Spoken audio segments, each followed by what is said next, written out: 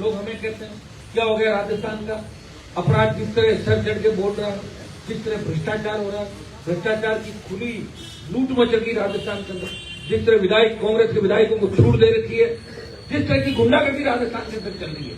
भाइयों, बीजेपी कौन सी जन आक्रोश यात्रा निकाल रही है? बीजेपी ने राजस्थान को बर्बाद करने में कोई कोर कैसे छोड़ी थी? आपको पता है कि वसुंधरा गहलोत के गठबंधन नहीं राजस्थान को रखा था उसके अंदर पहुंचा। ये बात अगर कोई कहता है, हनुमान बेनीवाल कहता है, और वसुंधरा से लड़के अलग होके और अभी तक जो व्यक्ति अलग रहा, कई लोगों ने वसुंधरा के खिलाफ बात करी थी, लेकिन चले गए उनके कदमों में वापस बैठ गए। देखा होगा आप लोगों ने। हनुमान बेनीवाल ऐसा व्यक्ति है। मैंने एक बात हमेशा आपको कही थी कि मैं आपको सत्ता के शिखर पे लेके जाऊंगा, लेकिन अकेला नहीं ले जाऊंगा। तुम सब मिलकर अगर पूरी ताकत से काम करोगे तो ही होगा।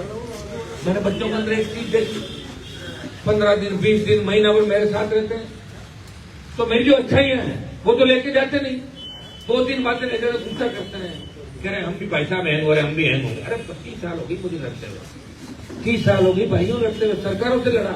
इसलिए आप जो अच्छे काम है वो करो।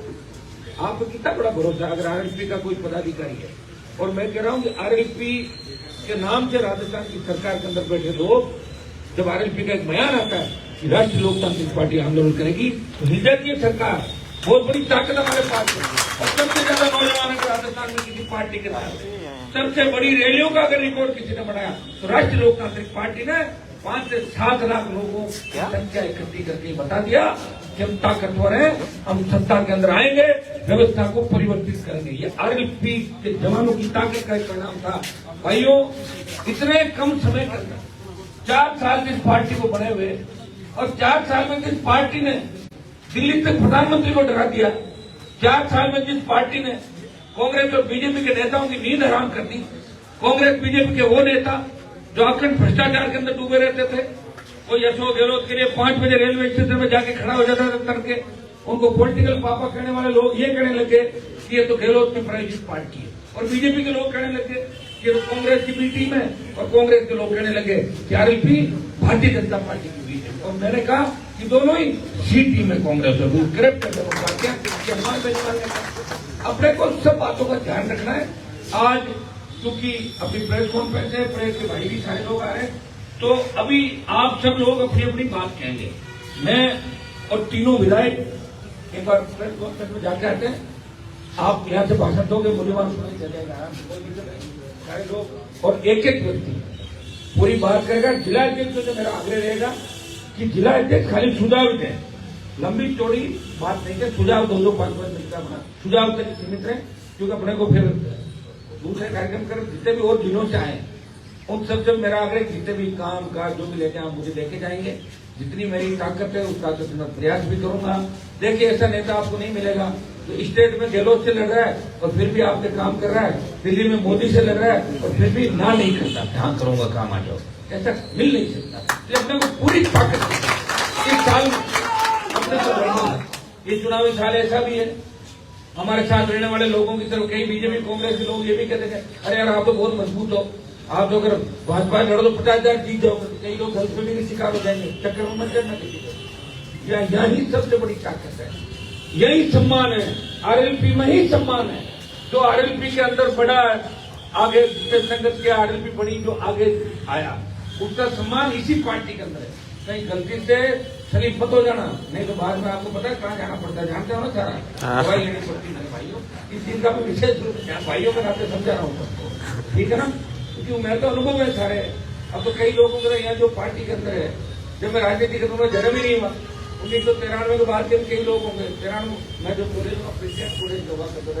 है सरकारों से लड़ा, माफियाओं से लड़ा, कई लोग मेरे को जातिवाद का आरोप लगे तो उनको याद नहीं कि हनुमान बेनीवाल अपने समाज को तमाम नेताओं से लड़ा, तो समाज को खोखला कर रहे थे राजस्थान के अंदर, उनको जमीन से दिखा, उनको पीछे धकेला, माफियाओं से लड़ा, मुख्यमंत्री से लड़ा, प्रधानमंत्री से लड़ा, किसान आंदोलन आया, किसानों के लिए सत्ता छोड़ी और सरकार को झुकाया।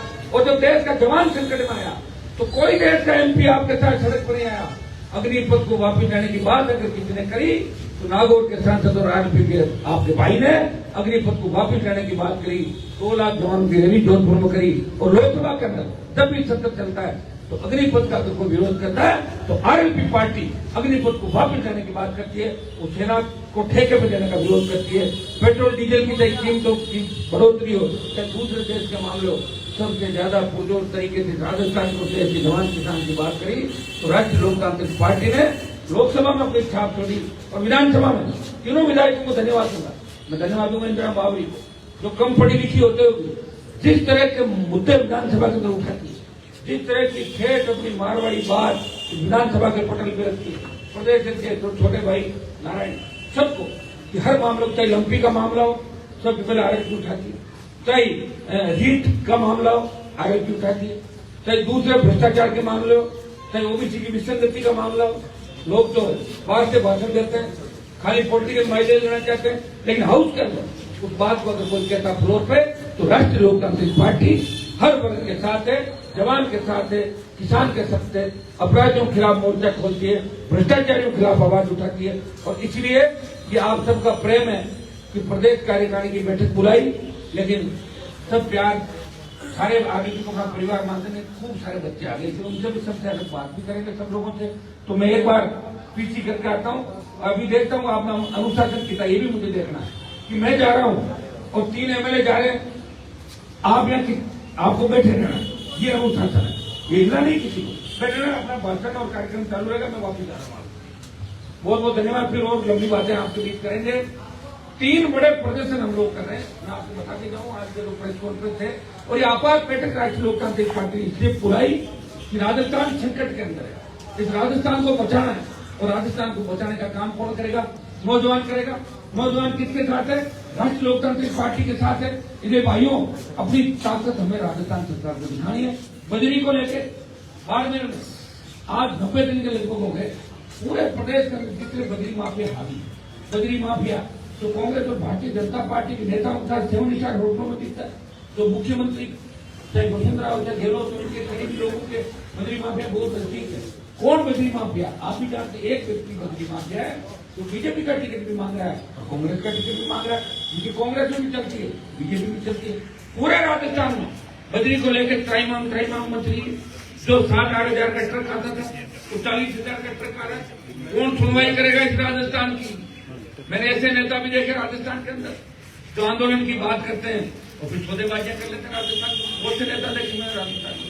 भाइयों, हमें इस राजस्थान को बचाना। बाड़मेर के अंदर कार्यक्रम करेंगे, बजरी के जितने भी जहां चल रहे जिलों में, वो आज रूपरेखा सारी आज बनेगी और एक प्रदर्शन हम करेंगे जितने पेपर लीक हो रहे हैं और मंत्री और ब्यूरोक्रेट तक हाथ क्यों नहीं पहुंच रहे सरकार को। तो पेपर लीक, बढ़ते अपराध, एक प्रदर्शन हमारा होगा जयपुर के अंदर, एक होगा बाड़मेर के अंदर और एक प्रदर्शन अजमेर, जो बिजली को लेकर परेशान है सबसे ज्यादा अजमेर, हमारे विद्युत जो अजमेर की बिजली कंपनी है अजमेर के अंदर एवीएन अजमेर, एक प्रदर्शन अजमेर का भी रहेगा। 3 प्रदर्शन की तारीख की घोषणा हम अभी करेंगे और उसके बाद आपकी जो भी बातें उनकी बातचीत में करेंगे। आज से बहुत नई स्पीड के अंदर आपके निश्चित होकर आप लोग जाए, सारा काम मजबूत तरीके से होगा। लेकिन आपको मैंने क्या कहा, जब खुद ठीक हो गए अपना देश ठीक होगा। ये अपना ये धर्म है कि हमें पार्टी के लिए 1 साल समर्पित करना है। आप 40 साल के हो गए, समझ लो मैंने 40 साल में तो ऐसे ही गए और क्या होगा, क्या कर लिया 40 साल में, 60 साल में क्या करेगा। और कोरोना में 50 लाख तो चले गए लोग। आप तो ये सोचो कि बच गए, वही बड़ी बात, क्योंकि मारने का प्रयास कम नहीं किया था, हमारे को मरने के लिए छोड़ दिया था। चाहे मोदी हो चाहे गहलोत हो, ऑक्सीजन सिलेंडर नहीं थे। उन चीजों को याद रखो, अगर बचे हैं तो कुछ करके दिखाना है। और भाइयों, अगर 23 में सरकार नहीं बनी तो कांग्रेस बीजेपी के लोग कहते हैं कि कांग्रेस है ना आरएलपी वाले, क्या कर लिया इन्होंने। तो फिर आपको मेरे को सबको ही वो लगेगा कि क्यों नहीं किया। हाँ, आपसे बात करें ऐसा होना चाहिए, हाईटेक होना चाहिए, होना चाहिए। आपको पता है हनुमान बेनीवाल ईमानदार देता है, बहुत बड़ी हर चीज का अभाव है, आर्थिक संसाधनों का अभाव भी अपने पास बहुत बड़ा। किसी सेठ के जाके मुनीमगिरी थोड़ी करेंगे, फिर दूसरे नेता से मुनीमगिरी करते हैं। भाइयों, कम संसाधनों में बड़ी लड़ाई कैसे लड़नी है आप देखिए आजादी के आंदोलन के अंदर। अगर आजादी के आंदोलन के अंदर भगत सिंह ये सोच लेते कि राज नेहरू को मिलेगा, मैं फांसी पे क्यों चढ़ूं, तो भारत आजाद होता क्या? इन बातों का ध्यान हमें रखना है। हमें सब आपकी सबकी जिम्मेदारी मुझे राष्ट्रीय लोकतांत्रिक पार्टी को मजबूत बनाना है और ये तय करें। अब और आपके जो सुझाव मैं लूंगा और जल्दी जितना जल्दी हो सके आज अपन चाहेंगे कि आज जो बात आप लेके जाओ चुनाव परिणाम तक उसी हिसाब से मजबूती के साथ हम सब मिलकर इस लड़ाई को लड़ेंगे। अपना एक ही मकसद रहना चाहिए कि कांग्रेस मुक्त राजस्थान, भाजपा मुक्त राजस्थान, इस नारे के साथ आपको अभी आप लोग आगे अपना भाषण जारी रखेंगे। इस प्रकार कि हम तब तक तीनों विधायक और एक में स्पीच करना पाएगी घोषणा हम ही करते क्या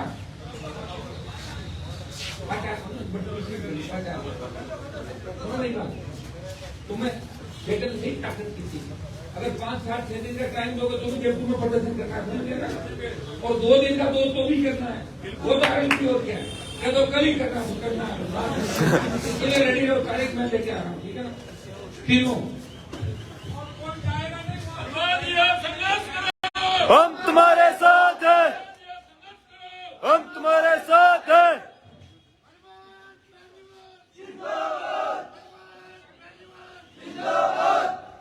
अभी उधर प्रेस कॉन्फ्रेंस और इधर ये कार्यक्रम लगातार चलता रहेगा और साथ साथ में जब बच्चों का आप लोग अपना परिचय भी एक दूसरे से ये भी जरूरी है क्योंकि सब मौजूद लोग आज आप यहाँ बजा रहे हैं एक दूसरे का के साथ परिचय भी हो जैसे ये थोड़ा सा ध्यान रखना। जैसे प्रेस कॉन्फ्रेंस स्टार्ट हो जाए ना तो 5, 7, 10 दिन के लिए